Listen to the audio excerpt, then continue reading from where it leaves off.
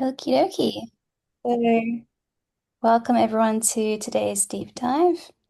Really looking forward to this one. It's Hope and Honesty Integrating Palliative Care in Heme Malignancies with visiting Professor Lynn Schachter and Prof. Renee Krause will be chairing for us.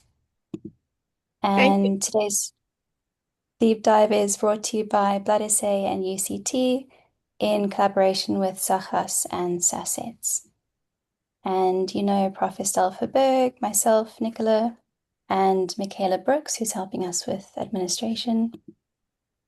So just a few housekeeping notes.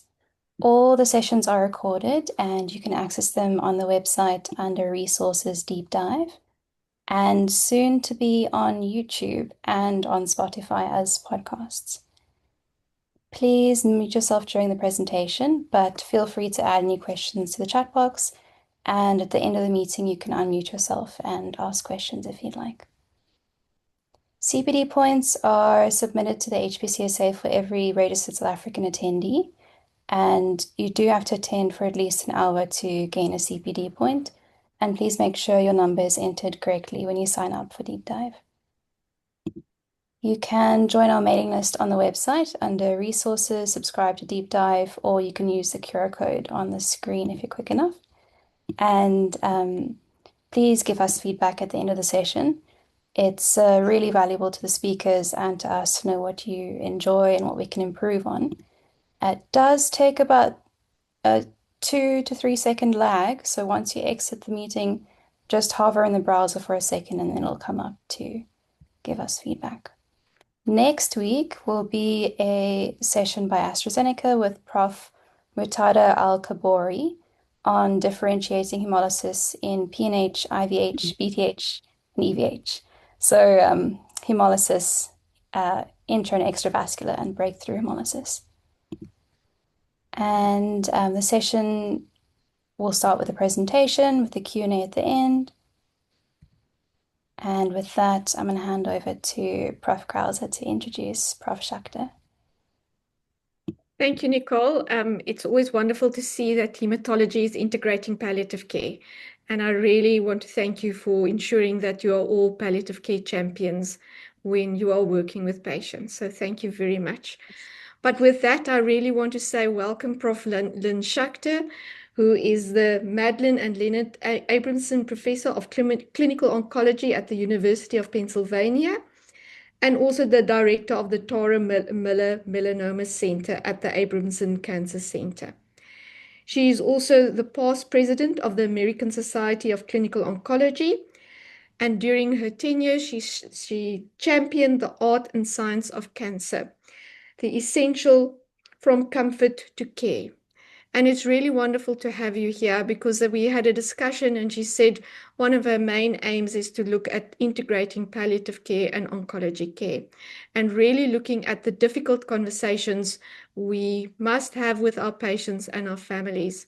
She is also board certified in hospice and palliative medicine, so really very much qualified to give this very complex conversation, a conversation that we all have with our patients, where we really hope and honesty, and how do we keep that hope and honesty when we are dealing with our patients and families. Thank you, Professor. Thank you so much. Let me load up my slides here for you.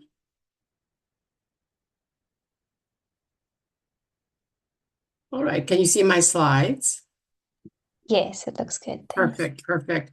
Well, I am so delighted to be joining you, and this is really special to be speaking to those of you caring for patients with hematologic malignancies.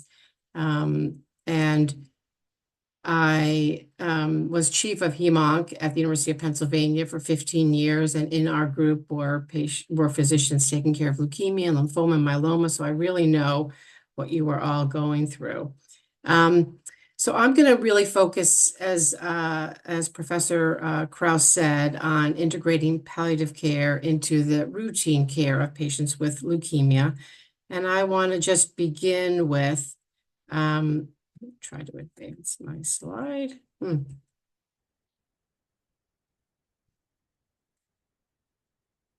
All right.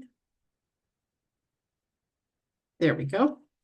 So this really, what we're talking about today is the foundation of medicine that really goes back to Hippocrates, who said, to cure sometimes, to relieve often, and to comfort always is all that may be reasonably expected of medicine. And so to comfort always, of course, that is always our goal, but that is always not so easy. And there are many challenges facing as we take care of our patients with hematologic malignancies. And so I do think that when we talk about palliative care and the integration of palliative care in patients with hematologic malignancies, it is different than solid tumor malignancies. And actually, in solid tumor malignancies, we do have a lot of data about the integration of palliative care into the routine care. We've actually seen clinical trials that improve overall survival when we address palliative care needs. But it is harder in patients with leukemia, lymphoma, and myeloma. You all know this. First, the symptom burden is very high, either related to their disease or the treatment, so with significant fatigue, dyspnea, pain, mucositis as a result of treatment. And I think especially challenging is the unpredictable trajectories. So when you see a patient, you may be talking about cure, you may be trying to get them into remission, but then there's relapse, there's salvage, treatments that are offered and then decline. But there's so much uncertainty about the prognosis, which I think has made it very difficult to bring in palliative care. And then when, at least in the United States, when we think about enrolling patients in hospice care at the end of life, it's very challenging because our hospice benefits don't actually allow for transfusions, which also often limits the accessibility. So it's just really different model of care for hematologic malignancies compared to solid tumor. And I think all these things lead to late hospice referral and unfortunately, more patients who are dying in the hospital with hematologic malignancies, which is, if you were to ask a patient and their family, that's not where they would want to die. So we have this key tension then.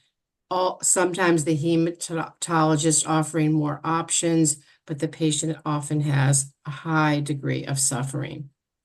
And just to start with a few myths. So often people hear palliative care and they immediately think about hospice care or end-of-life care.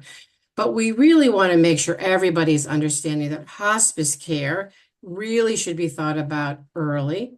It's about alleviating symptoms, alleviating suffering from either physical symptoms or the psychological or emotional components, spiritual components of a diagnosis of cancer. And hospice care is really at the very end when we're talking about no additional therapeutic intent in terms of chemotherapy. And so again, people think it means giving up, and the physicians think this, nurses think this, and our patients think that. So when we say palliative care, often people get quite defensive. So sometimes, there is this discussion, it's a bad name, maybe we should be calling this supportive care or symptom management, but there's no question that when you hear palliative care, people think hospice care. And as I said, people think about it's when treatment stops, difficult to do transfusions. But what we know now, and there's a lot of evidence, as I said, particularly with solid tumors, is that addressing palliative care needs looks at symptom control. It really enhances communication, decision-making, so that patients really understand the risks and benefit of the treatment. What are the true benefits? When they say yes to more treatment, how does that affect their quality of life? Really compelling data on helping the caregiver outcome, which is really hard for patients with these high-risk diseases. And as not as much demonstrated in heme malignancies, but in solid tumors, even improving overall survival. And so you are all aware of the need, and I'm not going to go through this, but just tremendous symptom burden in patients with almost all heme malignancies, either their disease or the treatment. And when you compare it to patients with solid tumors, just much more ER visits, hospital admission, as I mentioned, dying in the hospital, in the ICU, and the use of chemotherapy at the end of life, which we say chemotherapy within 14 days or even 30 days of somebody dying really should be a never event. So it's so much more challenging what you are all dealing with. And so then the integration of palliative care really breaks down. I think I've really gone through this, but the prognostic uncertainty in the United States, I don't know your culture here, but it's always like, I have one more thing to try. We could try this. And beautifully, you do have strong relationships with your patients. And so then sometimes bringing in another provider, like a palliative care expert, is challenging. And especially we worry about, as we have these conversations, fear of removing hope. And that is what limits us having the conversation and makes it often really challenging. So if I'm going to leave you with any message today, it's this. And that even when you're trying to cure a patient with curative intent treatment, integrating palliative care early is really essential. And we think about this with leukemia patients. We think about it in, solid tumors like head and neck cancer, where there's so many symptoms from treatment, and integrating this care. Either you are all understanding how to deliver it or getting specialist palliative care to join you in addressing some of the symptoms. Just going to share one study with you because we participated in this study at the University of Pennsylvania, where I am. And my main role was to really make sure that we had this study open at Penn. I was chief, and that we actually had to pay for extra data managers and research coordinators to be able to do this study. You know how expensive doing this kind of work. And so we used really other resources to support this. And we did this study during COVID. And the idea here was patients who were getting with new diagnosis of AML, they were admitted for induction chemotherapy.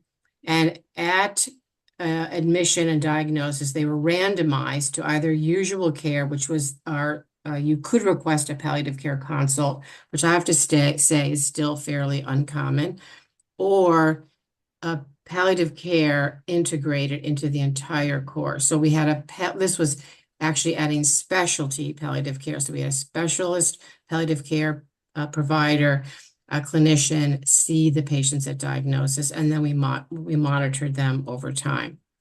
And I'm just going to go through this quickly because I don't want to spend too much time here, but really any way that you wanted to measure with some standard measures on FACT scores, depression, anxiety, symptom burden, were all reduced when patients had a palliative care expert as a part of the routine care.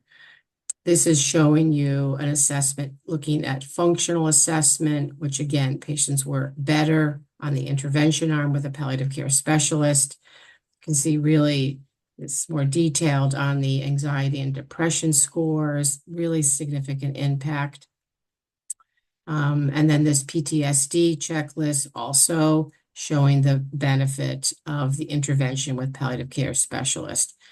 I think this is really the most important slide to show about this, and you can see the big differences between how patients approach end-of-life care. And so it was clearly more commonly documented that 75% of patients who had seen a palliative care expert had end-of-life conversations. And so we really understood patients' goals and wishes. We understood how aggressive they wanted care at the end of life, and then also a really large impact on chemotherapy in the last 30 days of life. So this 160 patient study really did show the benefit of integration of palliative care early at the time of diagnosis. And so I think based upon this study and others, I think it is the new standard of care for patients with acute leukemia, but I can say that, but we have not been able to incorporate this at my own institution, even though we did the work. There's not enough palliative care experts to do a lot of this work. And so the question will be, maybe some of you will take on this study, how do we expand such a study to other diseases, lymphoma, low-grade outpatient myeloma. We are doing a study in the setting of bone marrow transplant, and we are doing this in some of our CAR T-cell patients, which we have quite a few at Penn. But this is really important because I said so few palliative care experts that are available to be able to address our patients' needs. And so this is why it's so important for all of us to have the skills to address many of these, both symptoms, psychological, emotional distress associated with the diagnosis. So I want to spend the most of the rest of the time talking about how we can support each other in having these really difficult conversations. I know in my own practice, it's really hard. You have a patient who, in your case, somebody would have, a CBC, and maybe your patients have results right away, and they know when they see their platelet count go down or their white count change that they're maybe having a relapse. And you being prepared then to have that challenging conversation. Sometimes we don't, and part of my motivation in speaking with you today is my own frustration of having patients on the inpatient service who were admitted for a second round of induction chemotherapy, and no real conversation had occurred. Not because these are not caring physicians, but it's hard. You're trying to help that patient. You're all under a huge amount of time pressure. And maybe you don't know what to say. It's hard to get the conversation going. And you're afraid that when you have the conversation, you're going to take away hope. You're afraid the truth is going to be really challenging. You're going to elicit a lot of emotion on the part of the patient and their family, and it's hard. In one study by my colleague Rami Sedholm, and this is more about solid tumor oncologist, but in the US, it's estimated that about 35 times a month, an oncologist is delivering bad news. So this is really stressful for you too. This is hard to do. As I'm going to talk about, I think there are skills that we can learn to make this a little bit easier, but no doubt we don't do it every time. We don't do it perfectly every time, and this is really hard. The other thing we have to be careful about is that when we speak to our patients, we often, patients have a misunderstanding of what we say. So in solid tumor oncology, we may say, this chemotherapy regimen, and you may say it with induction leukemia, 20% response rate. We know what response rate means, which is just tumor shrinkage, but the patients hear that as a 20% cure rate. And this misunderstanding happens all the time, and this contributes to not addressing palliative care needs, not understanding what patients' wishes and priorities are until way too late, having conversations, as you're enrolling somebody on hospice. And so I'm imagining this a leukemia doctor saying, and this picture was taken yesterday or 2 days ago of Table Mountain. There's blue sky, but it's a little bit cloudy, but it's still, you can see the mountain. The first conversation is AML is really serious, but it's treatable. Our goal is to get you into remission. We'll start intensive chemotherapy right away. And it is so hard for patients. They felt fine and they're in the hospital. And if this doesn't work, we can think about transplant. Many patients do well with this approach. And how the patients hear it clear at Table Mountain, all is fine. The treatment's probably going to work. It's an aggressive disease, but it's curable. I just have to get through this hard part, and a transplant is going to rescue me. And so there is a disconnect there. So what is missing is the uncertainty. Is this treatment really going to work? What does relapse look like? If patients have, the risks associated with certain mutations and the chance of getting into first remission, how much time are patients going to be in the hospital? How much time are they going to be away from their loved ones? The probability of non-response, if it doesn't work. And so this gap is I think, exactly where palliative care fits in, either you getting the skills or asking colleagues to come and help you with some of these difficult conversations. I have colleagues who will never have an honest conversation with their patient about prognosis. They're fabulous doctors. They understand how to cure a patient, but some doctors just really find this hard to do. So I just want to emphasize that these communication skills, though, are a critical clinical skill that we all should have. They are a learnable skill. In our medical school, we teach our medical students how to do a bone marrow biopsy, how to do a thoracentesis, how to read an EKG, but how to conduct a family meeting, how do you talk about these challenging situations? We give much, much less time to. And poor communication leads to more suffering. Good communication leads to better symptom control, trust, and decision making.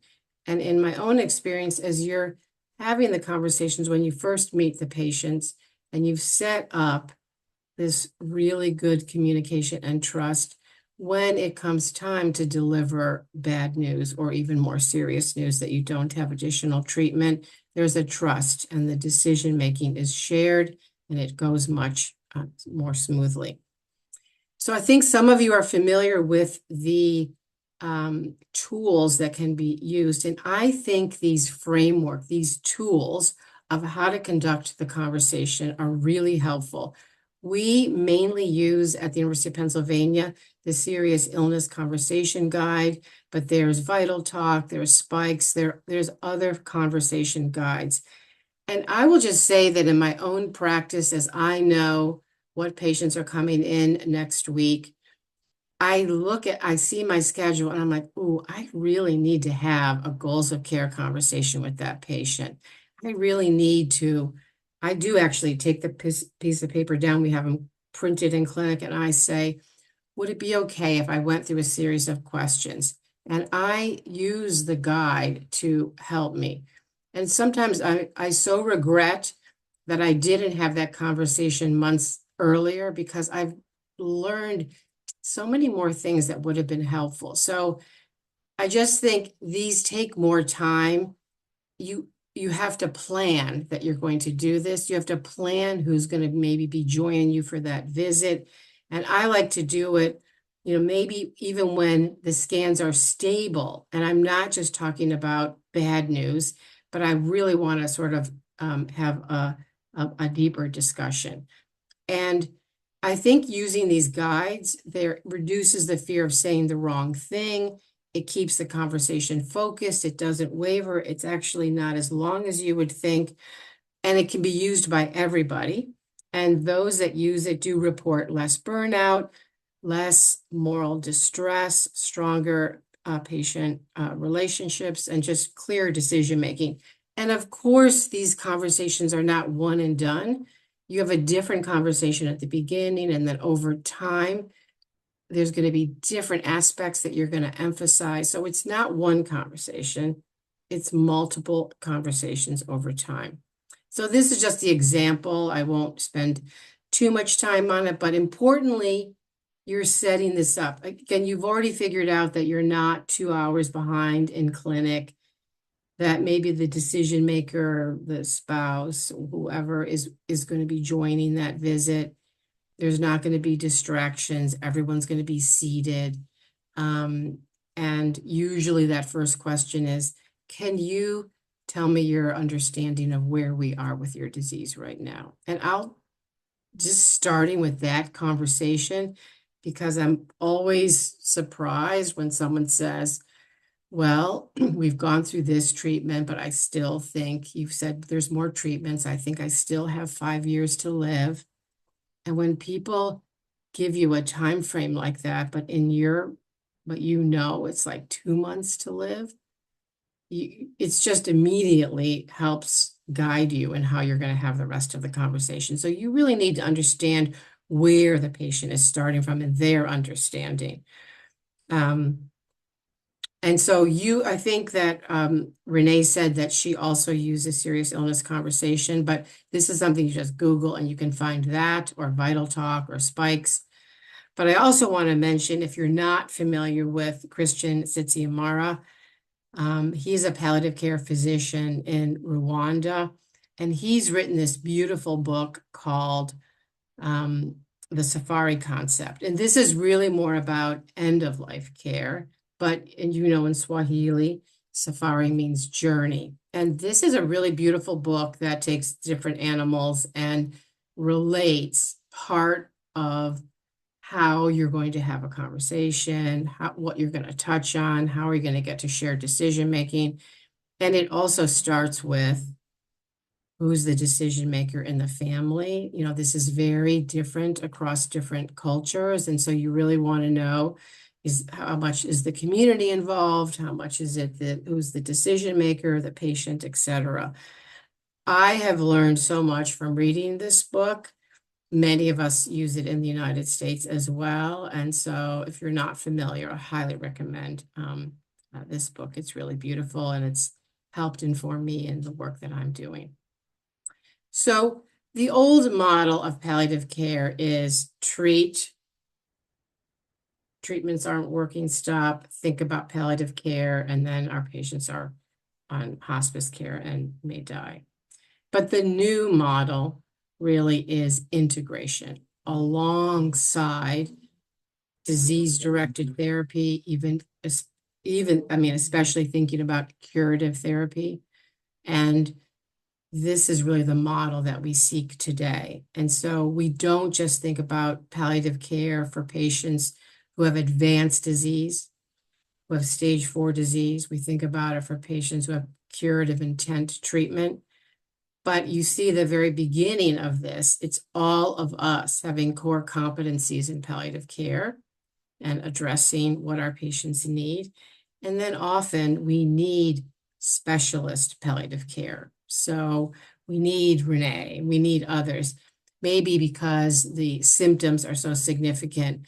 As we get to complex pain management and using more than the usual doses of morphine or other medications, we need specialty palliative care, or patients who have really significant depression, anxiety, or there's really complicated family dynamics. And so that's where our specialists come in to help us with more challenging situations. But again, we think about palliative care even as we're thinking about survivorship. And so we have many patients who still see the palliative care physicians because of longstanding complications from treatment. That may be neuropathy, that may be fatigue, that may be infertility issues that people are struggling with. So our palliative care providers have sometimes really stick with our patients, even when we're talking about in solid tumor adjuvant therapy. So I think I've made this point, and there's many guidelines that are available to help you with your skills in managing nausea, vomiting, neuropathy, fatigue, bone pain, etc. So it's really making sure that in addition to prescribing the chemotherapy, knowing what to do, fever, neutropenia, thrombocytopenia, that addressing the other complications is going to be so important. So I think I've made this point. Patients on the road to cure need symptom palliation as much as those with advanced disease. And so I've just been at the ESMO Africa conference in Cape Town, which is why I'm here. And ESMO has guidelines that I think are terrific and really detailed in helping with symptom management. And I'm part of ASCO, the American Society of Clinical Oncology, and coinciding with my presidential year, we were able to complete our update on guidelines for palliative care for patients with cancer.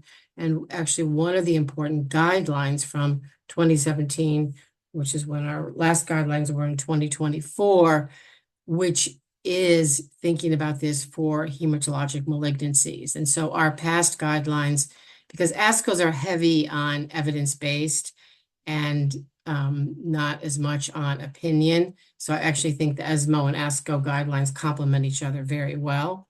But it incorporates the importance of palliative care and integration of palliative care for patients with hematologic malignancies. So that was one of the big updates in 2024. So I hope this has been helpful and has sparked some interest in conversation. I want to thank you. We wanted to do about 30 minutes of a talk, but then really open this up for questions and challenges. And I'd love to hear how you're all approaching this and have a conversation. This is the most rich part of our hour together today. Thank you very much, Prof. Lynn. It's really amazing talk, and it's wonderful to see how you are in this big position that you are in, really ensuring patients access to palliative care. And I do think it has been quite a journey integrating palliative care into, as you say, hematological malignancies. I wonder if there are any questions. Are there any questions? You can just put your hand up and ask.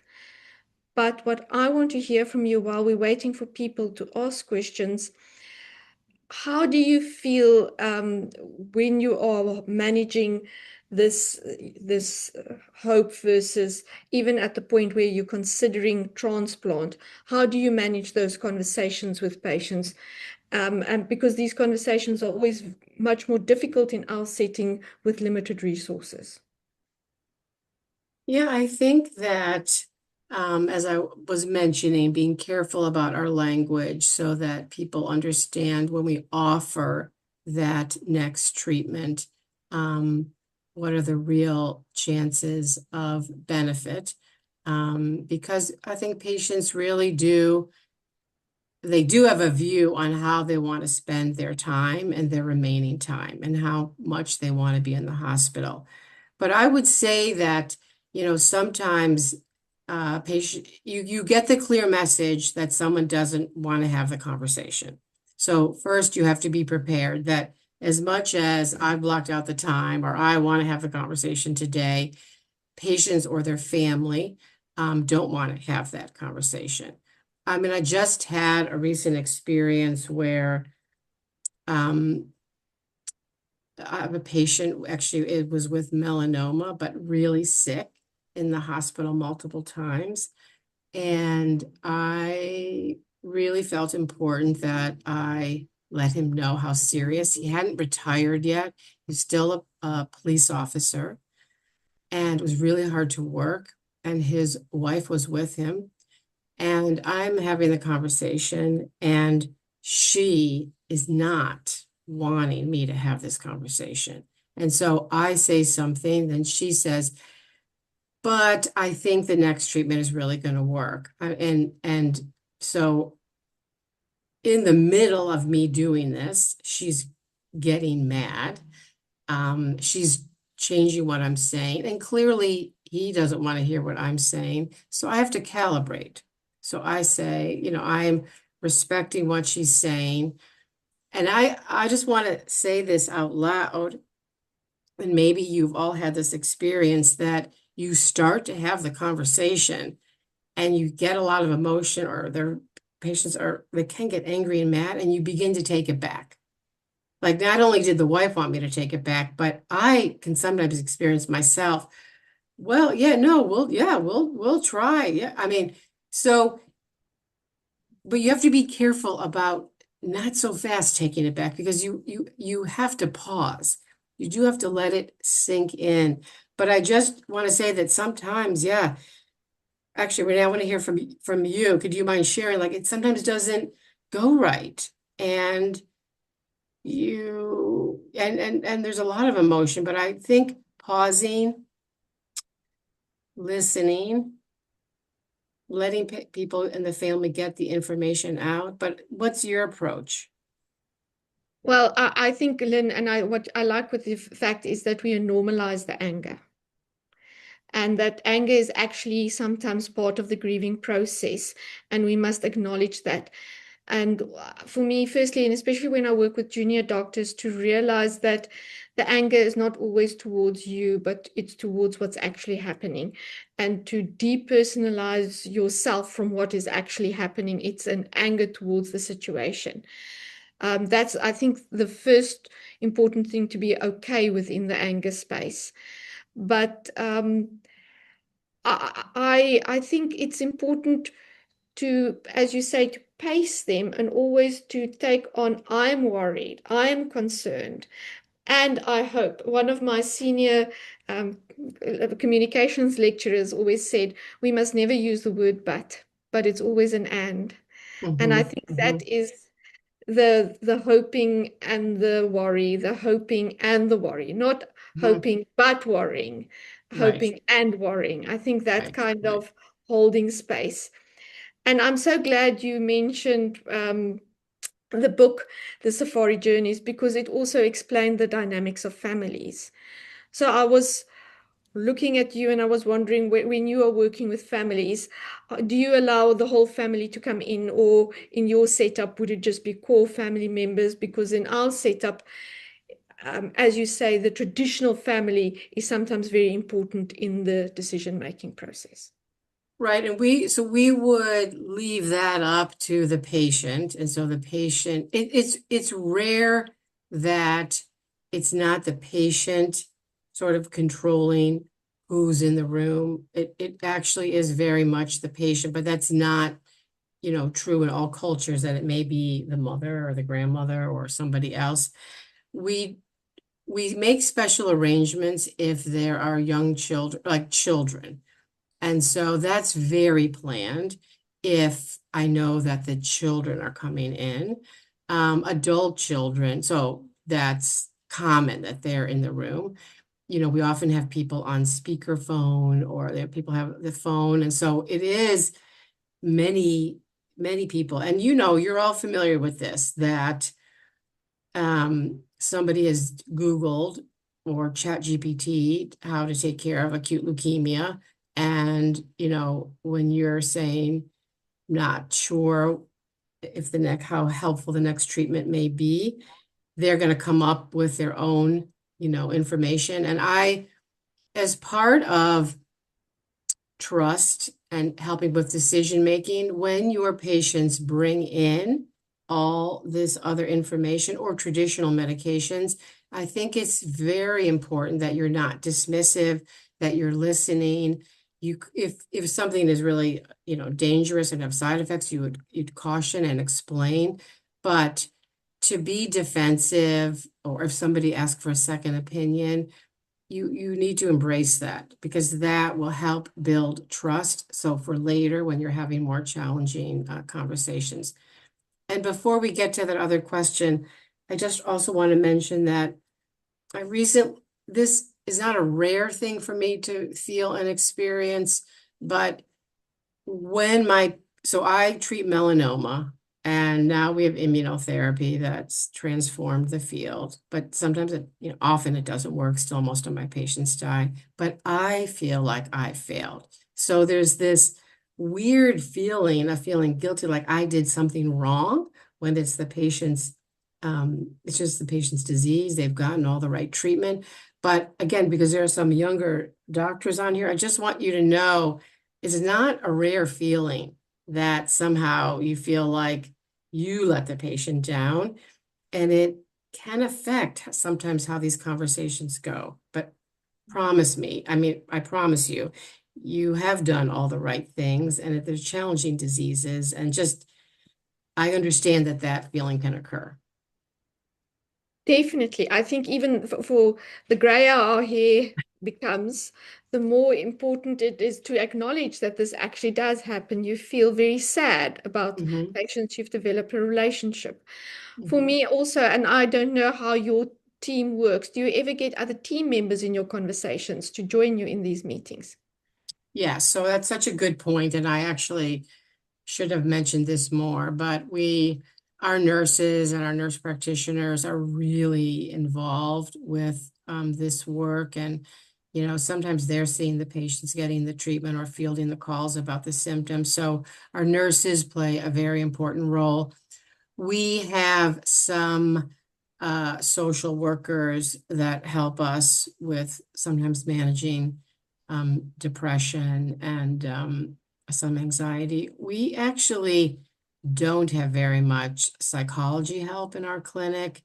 We have some limited, nutrition. And one of my main projects in terms of fundraising is having chaplain. We have a chaplain on the inpatient service, but we have very little attention on the outpatient to spiritual care and a chaplain. But I think, I've been so impressed when I'm on inpatient rounds, and actually, especially with patients on the leukemia service, our chaplain joins with this, there's a calmness and a way of communicating that I've seen so often allows for different kinds of conversation to occur. So I just, yes, would encourage that it's so many different disciplines that are needed. And it is all really helpful. And I view it as non-hierarchical, and that it's a team and we're all there to address the patient's needs. And I think it goes much better. Definitely, I agree with you, and especially when, as a palliative care doctor, I sit with the hematology consultant and a social worker, and we address it. I think patients then feel, or the nurses feel very much held. I Mhm, think that's the mhm. important. There's everybody singing the same song, and people feel held. There is a around ongoing interventions that no longer may benefit. Sorry, I think I lost you. Can you repeat that? How do you manage patients' and family expectations around ongoing interventions that may no longer offer benefit? That's the crux of it, isn't it? So it's really hard. And I guess where is drawing out for the patient what's most important to them, and getting a better idea of how they want to spend their time.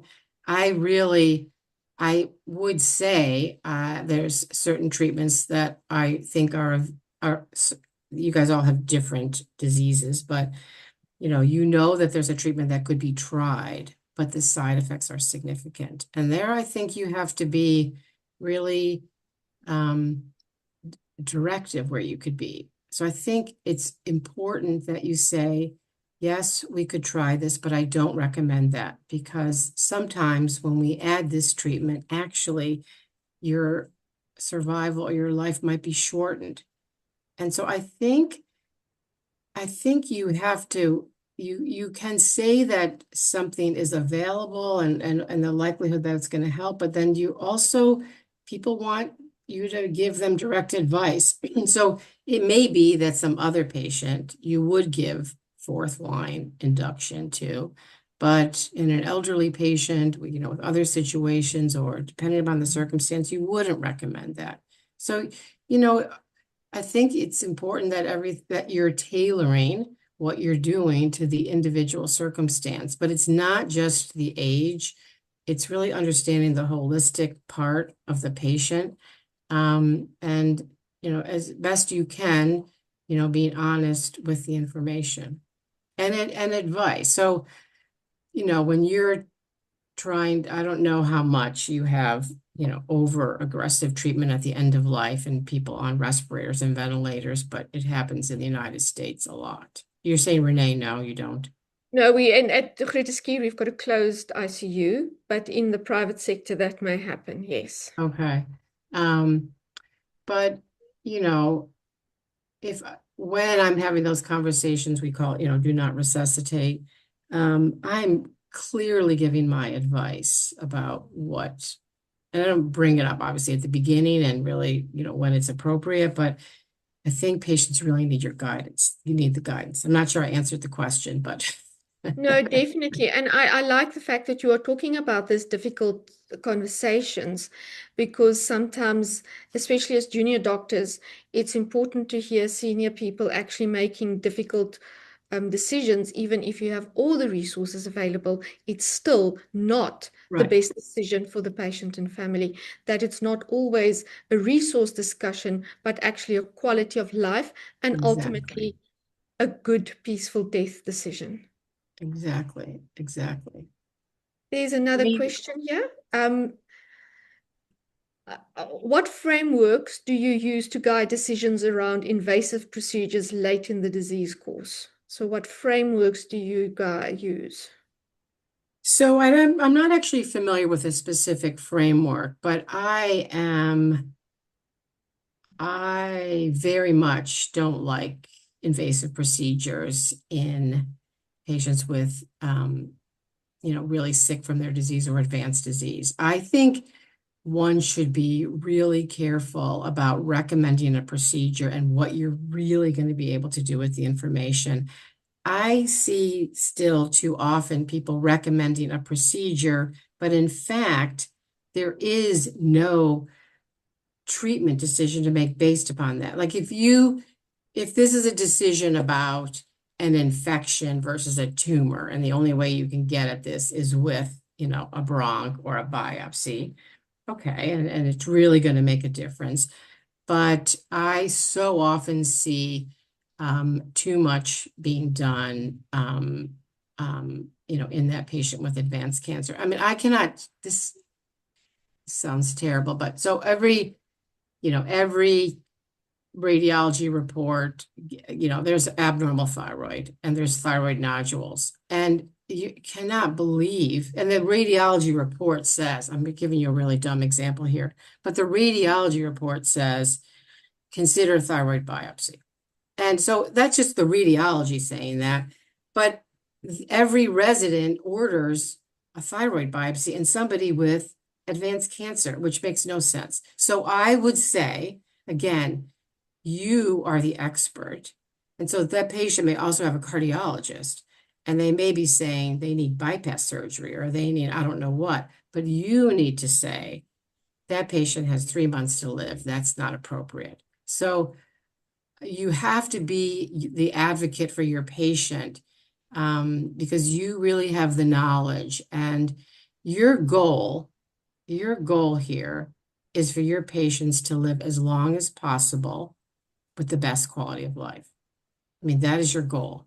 And sometimes that is not, often it's not doing something to get both the best quality of life and the longest period of life. And that's, the reason that in lung cancer, stage 4 lung cancer, those patients that got palliative care live longer. Like that's 3 studies that show this.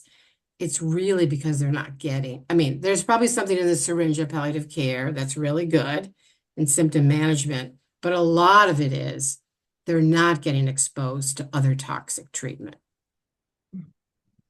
Thank you. And I thank you for that. And what I see there's a question here is how can we improve early to palliative care specialists in the private sector?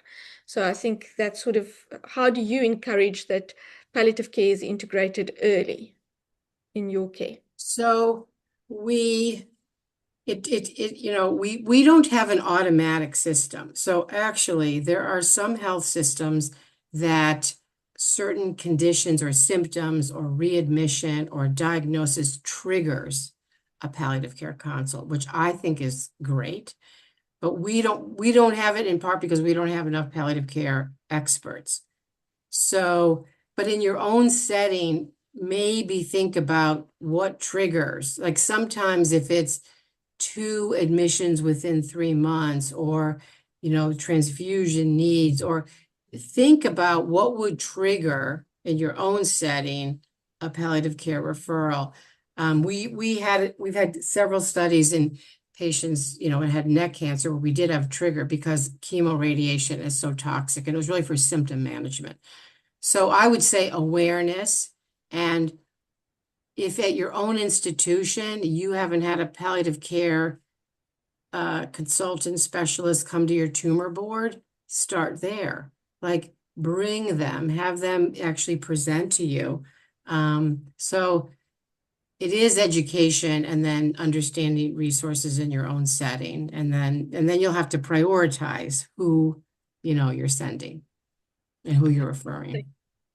And I like the fact that you are always bringing context into the decision making, not only patient factors, but context issues as well, that we always have to think about the patient in the context in which our patient lives, and not only the disease factors. We are beyond that. We are looking at patient factors and context issues. So we've got another question here from Malatse Mangele. What cultural shifts are needed within hematology to normalize early palliative care? And I do think that cultural shift is so complex. How did you manage it in your own institute? Well, again, it's going to be different everywhere, but this is, and maybe I'll try to say this briefly, but what I could see, and I actually want to make one other comment. The reason that I raised my hand to say I'm going to become the chief of HEMONC at Penn, I've never looked at those department level jobs before, but I did it for this reason, is to have our physicians do a better job at having goals of care conversations with our patients.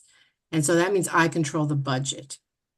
And so serious illness conversation, we implemented across the whole heme-onc division, all of our nurses, all of our doctors, and our system. There's something called RVUs, but I basically I gave them clinical time equivalent to do, like it's role playing, like it's serious. When you learn how to do serious illness, you are sitting with an actor, actress, patient.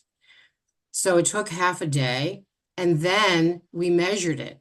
And then we had studies where we nudged them. We used AI to have predicted mortality scores. So you can predict based upon factors that somebody has less than 6 months to live, and they got a nudge, and then they needed to document. So that's cultural, meaning people weren't doing enough of it. But let me just say, I'm not the chief anymore.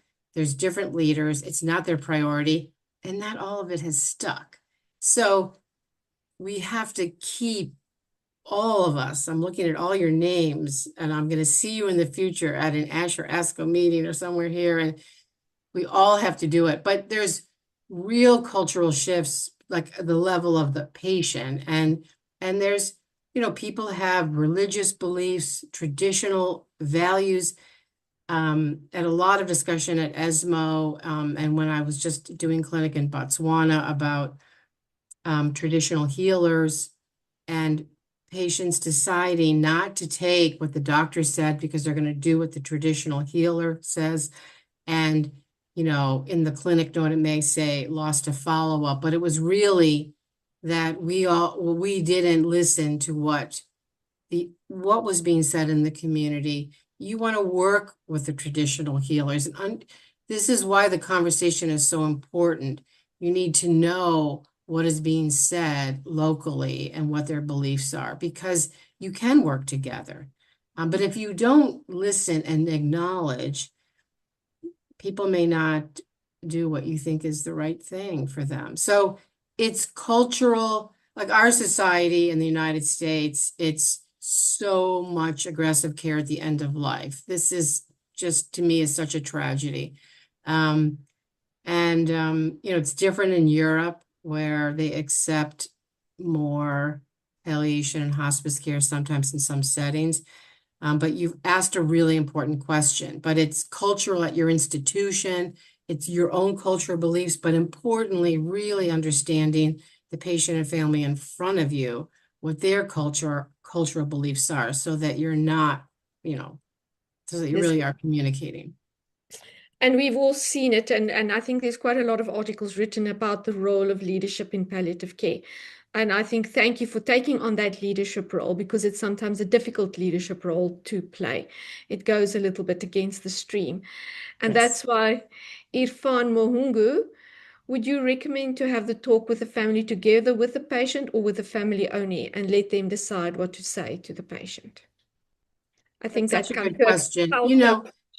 But I would just say you need to understand, in your context, what's the right thing, because I mean, really, if you read Christian's work, it wouldn't be that you would ask the patient first. You would ask the family first or the decision maker. In my practice, it's often the patient first, but but I have to say each time it's different. It may be that I I first speak to the spouse about where we really are and maybe let them know in advance. And so I have to say that I do tailor it. I mean, often it's the patient first, but it's not that common that I'm having a family meeting without, like, someone's in the hospital. It's not uncommon to have a family meeting before and then we go in. That's pretty common. But I think you have to tailor it and individualize that. There's not Yes, one thank right you. way. Yes, there's no right way. And what I also, especially, you will ask permission from the patient. I think what we many times will see is that the next of kin that is documented is actually not the person the patient wants in the meeting or wants to be discussed with. I think that clarifying who the patient's family actually is and Mhm. documenting that is fundamental, especially when there's complex families involved. And my big thing is there's no simple family, every family is complex. So here's another question. How do you manage situations where family expectations conflict that with that of the patient's wishes? Not uncommon. I mean, that is not uncommon. Um, and so you hope that when you continue to have more conversation, that they're more aligned. Um, and I often will say, that their comments or their wishes are motivated by love. Like it's love. They want their loved one to be around as long as possible. They're not thinking about the side effects that have already occurred. And often in that situation, it's clear that a patient has already suffered a lot and their body can't really take much more. And so I think when you acknowledge the motivation of love, it I know, Renee, I think that really helps. That it's like everyone has the same goal, and you know where they're coming from. Mm. And I think when you say that, you often can see the temperature come down. Making everybody part of the same team. Hmm. Hmm. Dr. Kema is asking, how do you start the palliative care discussion when the patient, where the prognosis is not clear yet? So how do you hold uncertainty? Yeah. So there I wouldn't be maybe saying as much. So that's why I was saying you have a certain conversation at the beginning and then that is going to be modified. But, you know, sort of the information we have now, this is what, I think we could achieve with this treatment. We don't have all the information. This is what we hope will happen. And you explain how you guys will get follow-up, blood work. But I think you are honest with them about, I don't really know. But you'll continue to give the best information you have as it comes along. And so, yeah, I think you acknowledge it.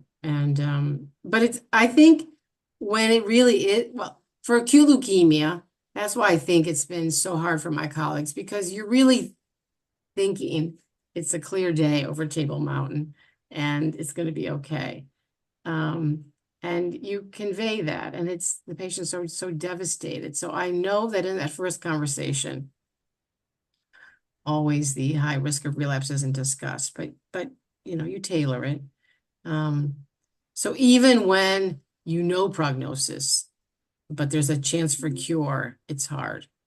Mm. So I'm now saying, which I never thought I would ever utter, but for patients with stage 4 melanoma, even with brain mets, sometimes are cured. So I say that, and in a small number of patients, we may be even curing the disease. So I know that's the only thing they hear, but I have said it. Yeah, because we all want to give hope. Mhm. And I think Mhm. that's when we are hoping for this. And then also for me as a palliative care doctor, and especially in our setting, where we need to protect vulnerable children and people at risk. For me, the big thing is, and I hope to do things and settle the legal things and the paperwork and the difficult things. For me, that is why it's always important at this stage, especially when there's a guarded prognosis, to bring your social worker in very early, because we cannot, I'm very passionate about this, we cannot leave children or wills not being sorted out, all of those things. Please don't leave that for number 99. That is our responsibility as doctors, to be aware that we need to sort those things out earlier than later.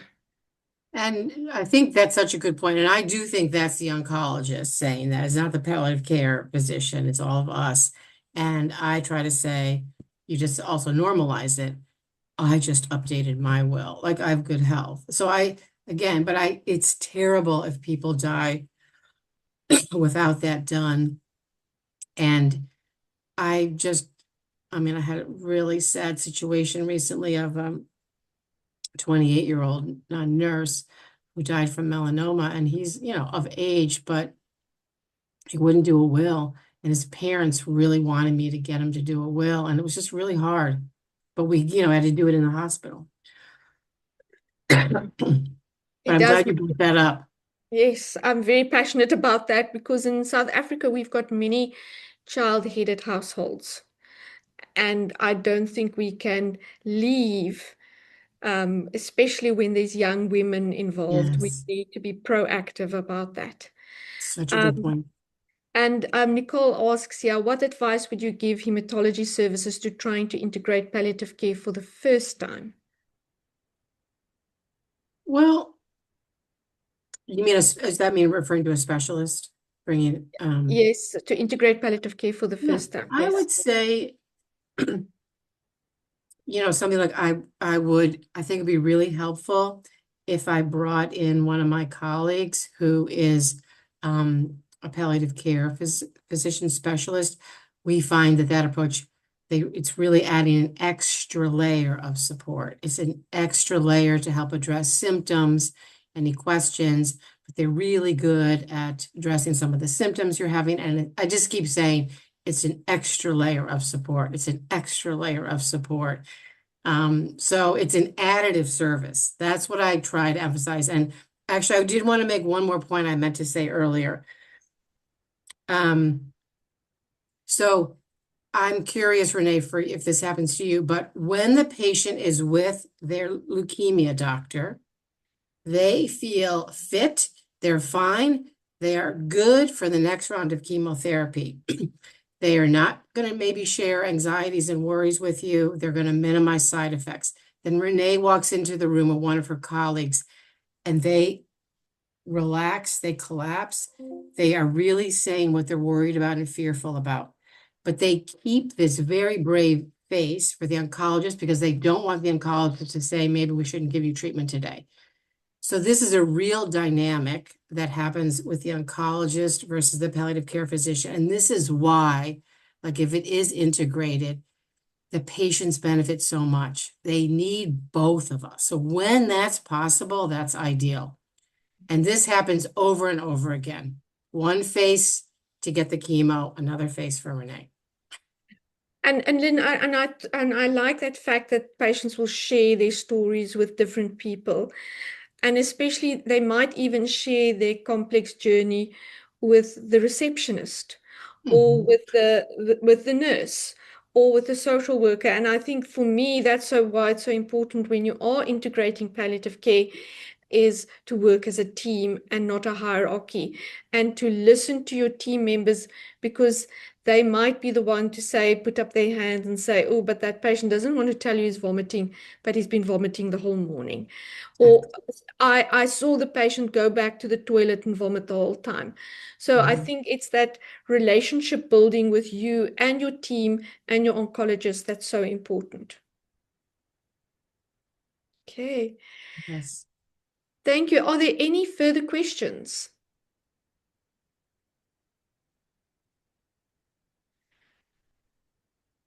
So, Professor Shakhtar, I just want to say it's been wonderful to have you on this call.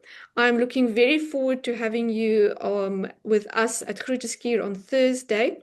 And to all the hematologists on the call and the people working in hematology, within Africa, we are very passionate about integrating palliative care. It is something Africa needs. We are all Africans, and we know we must look after our patients to the best. And as a team, we can do this. And we are always grateful to have our European and our American colleagues and our Asian colleagues to help us do this. But ultimately, within your own context, integrating palliative care is possible. And finally, there is the African Palliative Care Association. Please reach out to them. They have wonderful resources. It's the APCA website. Look at them, wonderful resources. And within South Africa, we've got the Palliative Care Practitioners Association. Please reach out to them and work with them, and especially to the hematology group at UCT and at Grooteskier. It's always great fun working with you. So, Prof. Lynn, thank you very much, and we Thank you hope so much. we have Honored a to join you. Honored wonderful to Cape join you. Town day. Okay, Thank you thank very you. much. Bye-bye, everybody. Okay, Bye. bye-bye. Yeah.